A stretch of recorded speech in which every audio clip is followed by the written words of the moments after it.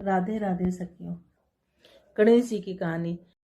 विष्णु भगवान लक्ष्मी जी के साथ विवाह करने के लिए जा रहे थे तो सारे देवी देवताओं को बुला लिया।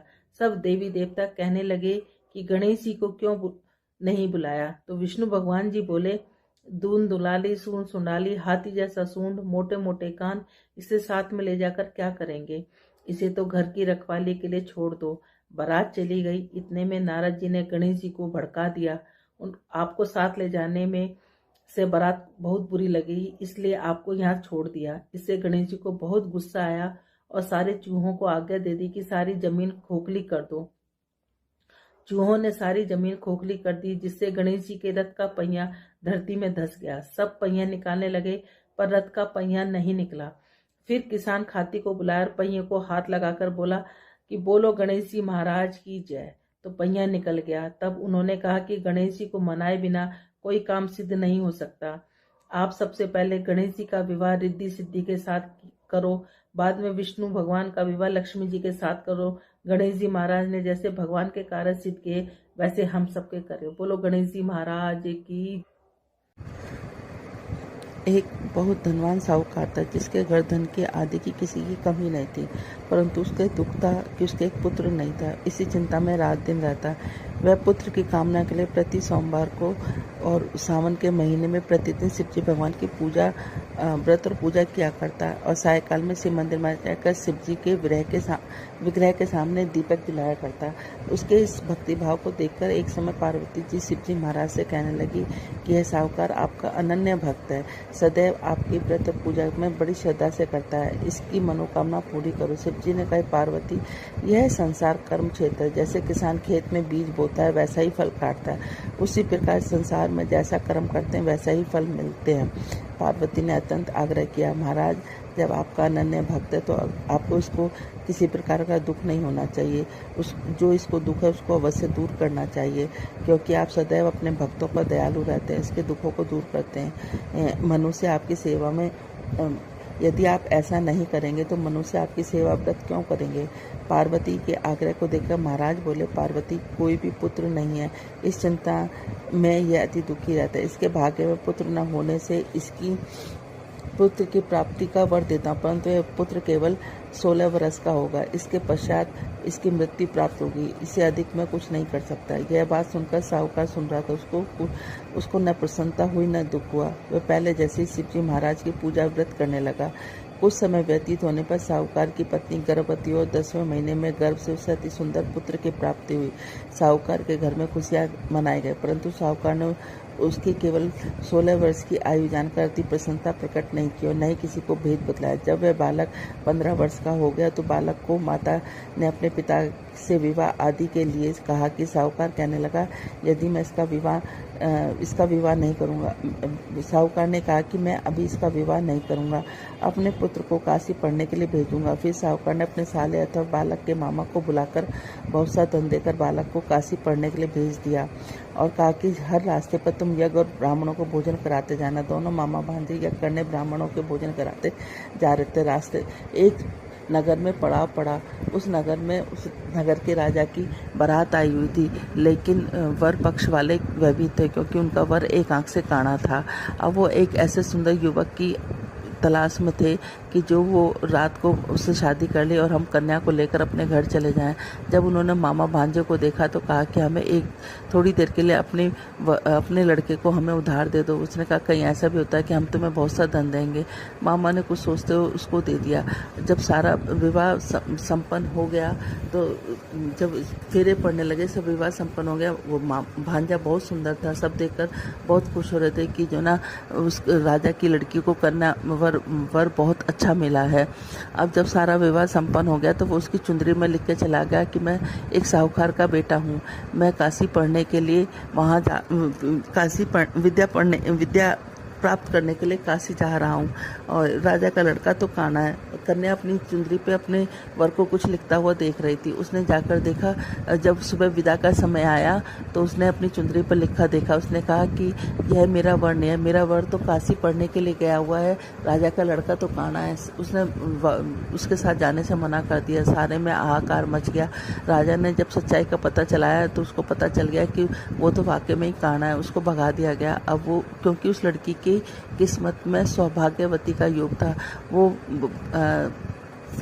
वो 16 सोमवार किया करती थी। सावन के सोमवार व्रत पूजा विधि विधान से किया करती थी और व्रत की यही कहानी वो पढ़ा करती थी। अब वो मामा भांजे काशी के लिए चलती है। काशी पे यज्ञ पूरा करने के लिए जब वापसी में यज्ञ पूरा करने के लिए कर रहे थे तो क्या नाम है, एक दिन जब वह 16 वर्ष का पूरा हो गया तो उसके सिर में भयानक दर्द उठा। उसने कहा, मामा मैं थोड़ा सा आराम करने जाता हूँ, मेरे सिर में बड़ा भयानक दर्द उठ रहा है। मामा ने कहा ठीक है। अब वो आराम करने के लिए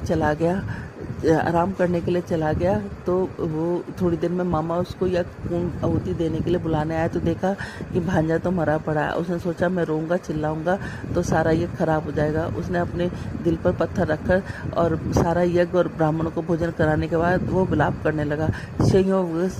उसी रास्ते से शिव और पार्वती जा रहे थे। इतना विलाप देखकर पार्वती माता रुक गई। उन्होंने शिव जी भगवान से कहा, देखो कौन विलाप कर रहा है। तो वो कहने लगा कि कोई विलाप नहीं कर रहा है, ये विलाप वही कर रहा है जिसको 16 वर्ष की आयु संपूर्ण हो गई। उसने कहा, नहीं बहुत करुणा कुंदन है, मैं तो जाकर देखूंगी। जाकर देखा तो पार्वती माता उससे कहने लगी कि आपको इसको जीवित करना ही पड़ेगा। जब शिव जी भगवान ने ध्यान करा तो देखा कि इसकी शादी तो उस लड़की से हो गई जो अखंड सौभाग्यवती जिसके भाग्य में है।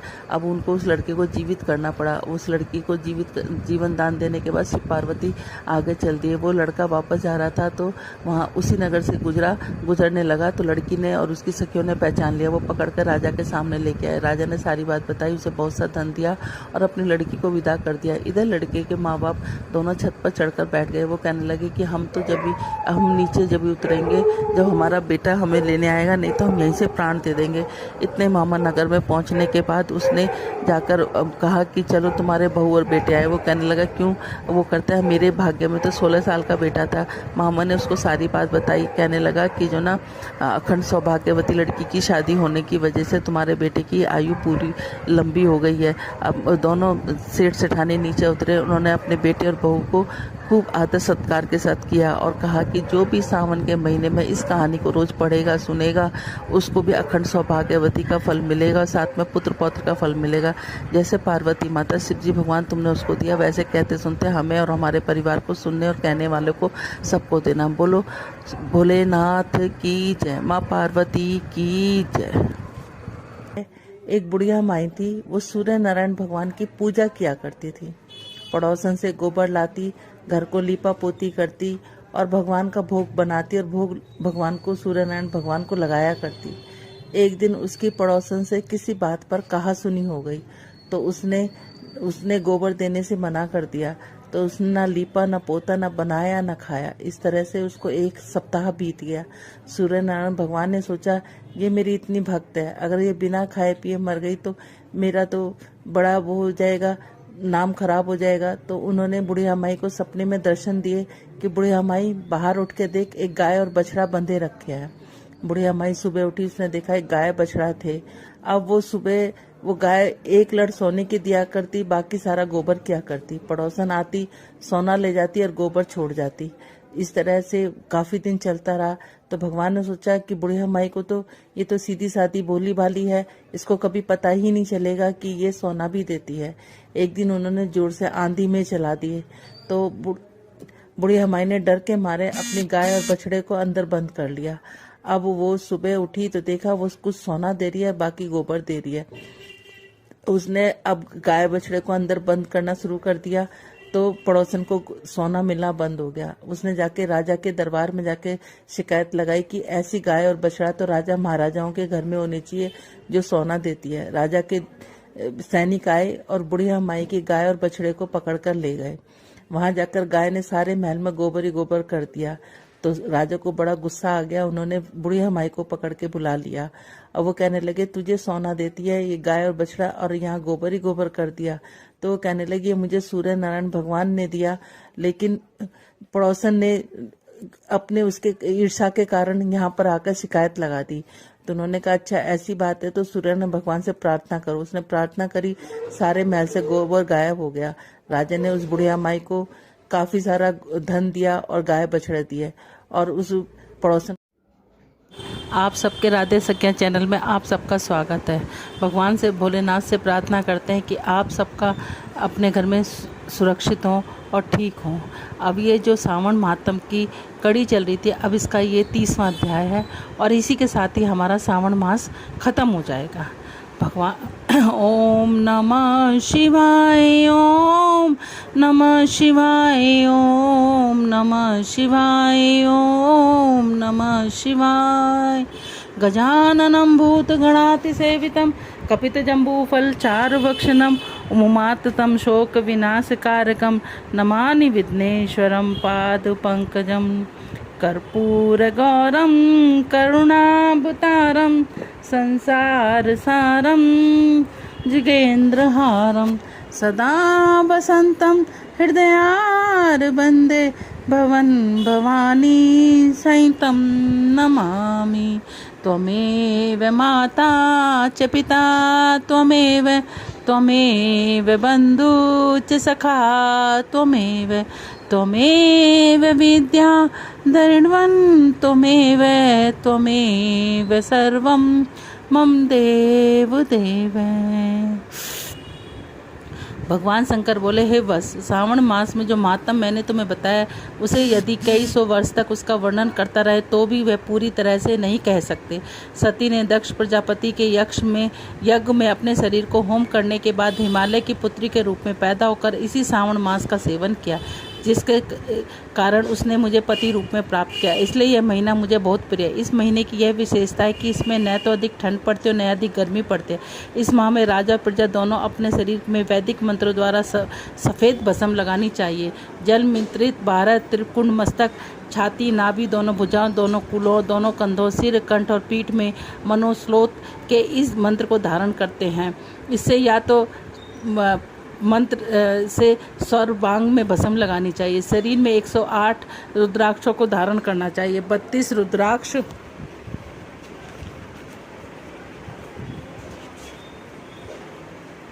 गले में, 22 मस्तक में, 12 दोनों कानों में, 24 दोनों हाथों में, 8 दोनों भुजाओं में और 1 भाल में और 1 शिखा भाग में धारण करना चाहिए। पंचाक्षरी मंत्र ओम नमः शिवाय का जाप करना चाहिए। सावन मास को मेरा प्रिय मास जानकर इस मास में मेरी तथा केशव की पूजा करनी चाहिए। मुझे इस महीने के बाद जो कृष्ण जन्माष्टमी अधिक प्रिय है। इसी दिन देवी के गर्भ से कृष्ण का जन्म हुआ था। हे बस, मैंने तुमसे सावन महीने का लेस मात्रम कहा, अब तुम यह कहना सुनना चाहते हो। सतन कुमार बोले, अब तुम क्या कहना और सुनना चाहते हो? सतन कुमार बोले, भगवान, सावन महीने में जिन कर्मों को आपने बताया उन्हें सुनने के समय आनंद रूपी सागर में मगन हो जाने से तथा अधिक हो जाने के कारण सब बातें स्मरण नहीं है। हे नाथ, तथ्य रूप में आप सुनाए, जिससे क्रम से पता चले कि भक्ति पूर्वक ग्रहण कर सकूं। भगवान सदाशिव बोले, समाहित हो, शुभ अनुक्रमानिक सुनो। सौनकादिक ऋषि का पूर्व प्रश्न है, अनंत सूजी का उत्तर है। सुनने वाले के गुणों की कथा, तुम्हारे प्रश्न और सावन मास की कथा की स्तुति। हे मुनि श्रेष्ठ, फिर सविस्तार तुम्हारा प्रश्न हुआ। तुम्हारे द्वारा मेरी स्तुति, नाम, निर्वाचन आदि सहित हुए। फिर उत्तर क्रम में, जिससे सब उद्देश्य है। विशिष्ट तरह से तुम्हारा प्रसन्नत, व्रत, रुद्राभिषेक तथा लक्ष्य पूजन, विधान, दीपदान, महत्व, किसी प्रिय चीज का त्यागना, रुद्र अभिषेक का फल, रुद्र अभिषेक का पंचामृत से फल, भूमि शयन, मौन व्रत धारण करना, प्राण विधि, मासोपवास कथन, सोम व्याख्यान, लक्ष्यवर्ती विधि कथन, कोटिक विधान, अनोदन व्रत कथन, हवन आदि भोजन, पत्तल पर भोजन, शाक त्यागना, भूशयन, प्रातःकाल स्नान, 10 हम कथन, स्टाफिक आदि की लिंगों की अर्चना, जप, पूजन, फल, प्रतीक्षा, नमस्कार, वेद पारायण, पुषु सूक्त विधि, ग्रह यज्ञ विधि, क्रम से रवि, चंद्र, भौम का व्रत कथन, बुध और गुरु व्रत, शुक्र के दिन जीविका व्रत शनि के दिन नरसिंह व्रत, शनि, हनुमान और पीपल व्रत कथन, रोटक व्रत, अबुदन व्रत महात्म, स्वर्ण गौरी तथा दुर्गा गणपति व्रत कथन, पंचमी में नाग व्रत, षष्ठी में सूप उदन, सप्तमी को शीतला व्रत,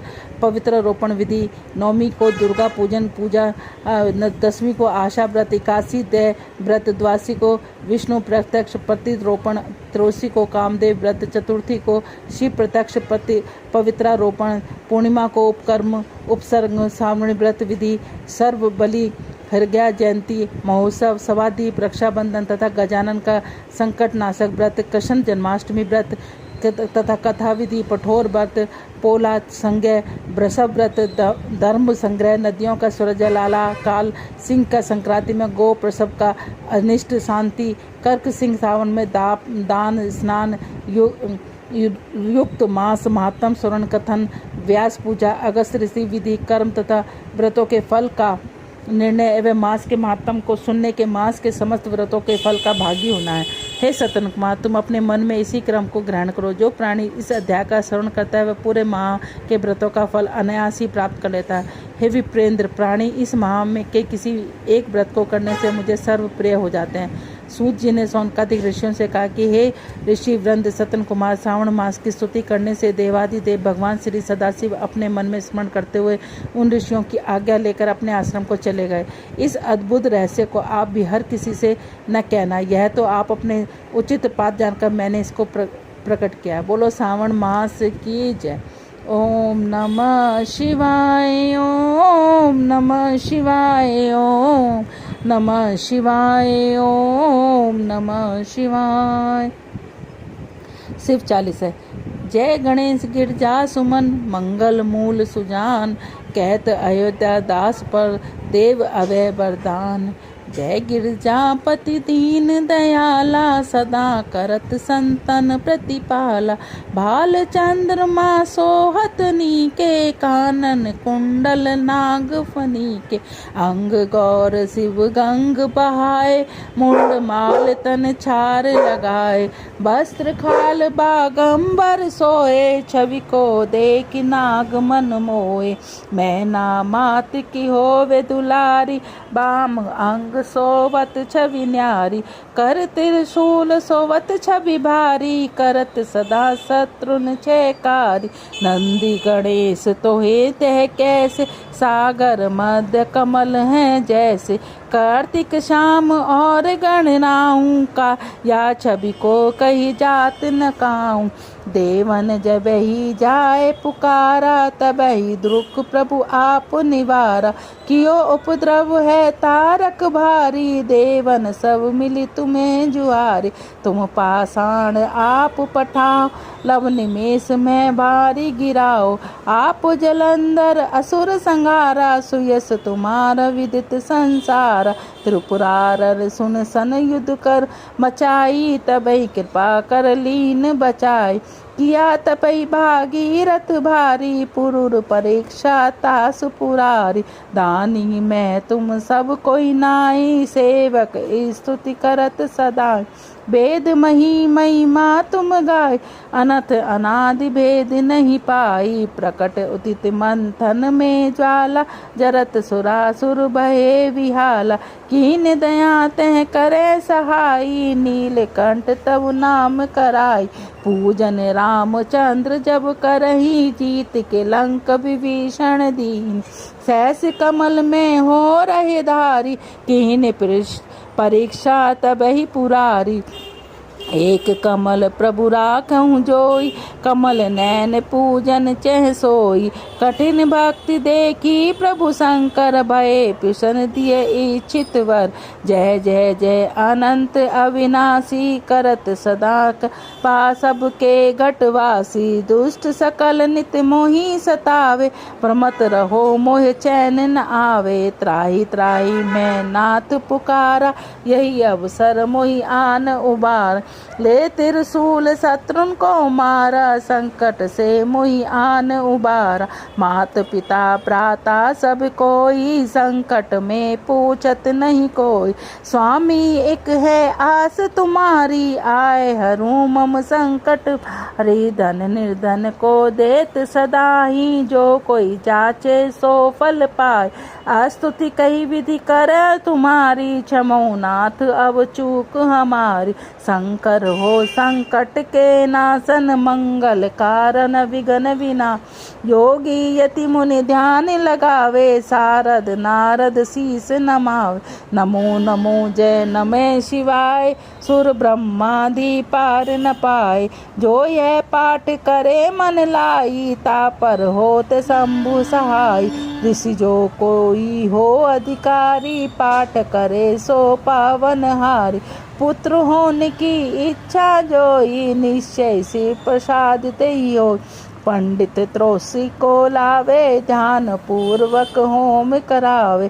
त्रोसी व्रत करे हमेशा, तन नहीं ताके रहे कलेसा। धूप दीप ने वेद सुना, शंकर सम्मुख पाठ सुना। जन्म जन्म के पास न सावे, अंत धाम शिवपुर में पावे। कहे अयोध्या दास आस तुम्हारी, जानी सकल दुख हरऊं हमारे। नितने में उठ प्रात ही, पाठ करो 40। तुम मेरी मनोकामना पूर्ण करो जगदीश। मंगसर छठी है मंत्र तू, संबद 64 जान। स्तुति 40 भई, पूर्ण कियो कल्याण सिया। ओम नमः शिवाय, ओम नमः शिवाय, ओम नमः शिवाय, ओम नमः शिवाय। आना भोलेनाथ हमारे हरि कीर्तन में, आना भोलेनाथ हमारे हरि कीर्तन में। पुबियाना संग नागों को लाना, डमरू मधुर बजाना हमारे हरि कीर्तन में। आना भोलेनाथ हमारे कीर्तन में। आप भी आना संग गणपति को आना, आप भी आना संग गणपति को लाना। लड्डू का भोग लगाना हमारे हरि कीर्तन में। आना भोलेनाथ हमारे हरि कीर्तन में। आप भी आना संग नारद जी को लाना, आप भी आना संग नारद जी को लाना। वीणा मधुर बजाना हमारे हरि कीर्तन में। आना भोलेनाथ हमारे हरि कीर्तन में। आप भी आना संग पार्वती को लाना, आप भी आना संग पार्वती को लाना। सुंदर रास रचाना हमारे हरि कीर्तन में। आना भोलेनाथ हमारे हरि कीर्तन में। आप भी आना संग ब्रह्मा जी को लाना, आप भी आना संग ब्रह्मा जी को लाना। आत्म ज्ञान सुनाना हमारे हरि कीर्तन में। आना भोलेनाथ हमारे हरि कीर्तन। आप भी आना संग ब्रह्म, आप भी आना संग दुर्गा जी को लाना, आप भी आना संग दुर्गा जी को लाना। दुष्टों का मान घटाना हमारे हरि कीर्तन में। आना भोलेनाथ हमारे हरि कीर्तन में। आना भोलेनाथ हमारे हरि कीर्तन में। आना भोलेनाथ हमारे हरि कीर्तन में। बोलो राधे राधे।